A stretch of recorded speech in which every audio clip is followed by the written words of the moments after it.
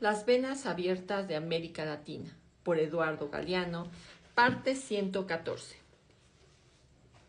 En agosto del 76, Orlando Letelier publicó un artículo denunciando que el terror de la dictadura de Pinochet y la libertad económica de los pequeños grupos privilegiados son dos caras de una misma medalla.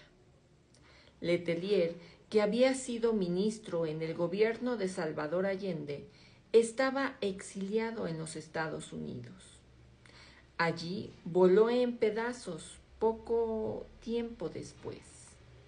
En su artículo sostenía que es absurdo hablar de libre competencia en una economía como la chilena, sometida a los monopolios que juegan a su antojo con los precios y que resulta irrisorio mencionar los derechos de los trabajadores en un país donde los sindicatos auténticos están fuera de la ley y los salarios se fijan por decreto de la Junta Militar. Letelier describía el prolijo desmontaje de las conquistas realizadas por el pueblo chileno durante el gobierno de la Unidad Popular, de los monopolios y oligopolios industriales nacionalizados por Salvador Allende.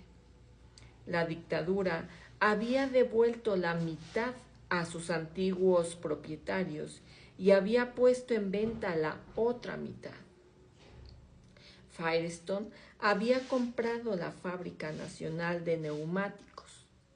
Parsons and Whitmore, una gran planta de pulpa de papel.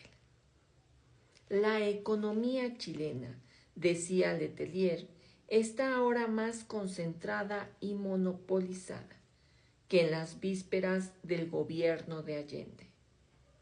Negocios libres como nunca, gente presa como nunca. En América Latina, la libertad de empresa es incompatible con las libertades públicas. Libertad de mercado. Desde principios de 1975 es libre en Chile. El precio de la leche. El resultado no se hizo pensar. Dos empresas dominan el mercado. El precio de la leche aumentó inmediatamente para los consumidores en un 40%, mientras el precio para los productores bajaba en un 22%. La mortalidad infantil, que se había reducido bastante durante la Unidad Popular, pegó un salto dramático a partir de Pinochet, cuando Letelier fue asesinado en una calle de Washington. La cuarta parte de la población de Chile no recibía ningún ingreso y sobrevivía gracias a la caridad ajena o a la propia obstinación y picardía. El abismo que en América Latina se abre entre el bienestar de pocos y la desgracia de muchos es infinitamente mayor que en Europa o en Estados Unidos. Son, por lo tanto, mucho más feroces los métodos necesarios para salvaguardar esa distancia. Brasil tiene un ejército enorme y muy bien equipado, pero destina a gastos de educación el 5% del presupuesto nacional. En Uruguay, la mitad del presupuesto es absorbida actualmente por las Fuerzas Armadas y la policía. La quinta parte de la población activa tiene la función de vigilar, perseguir o castigar a los demás. Sin duda, uno de los hechos más importantes de estos años de la década del 70 en nuestras tierras fue una tragedia: la insurrección militar que el 11 de septiembre de 1973 volteó al gobierno democrático de Salvador Allende y sumergió a Chile en un baño de sangre. Poco antes, en junio, un golpe de Estado en Uruguay había disuelto el Parlamento, había puesto fuera de ley a los sindicatos y había prohibido toda actividad política.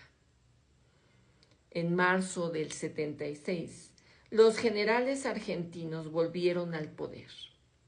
El gobierno de la viuda de Juan Domingo Perón, convertido en un pudridero, se desplomó sin pena ni gloria. Los 3 países del sur son ahora una llaga del mundo, una continua mala noticia.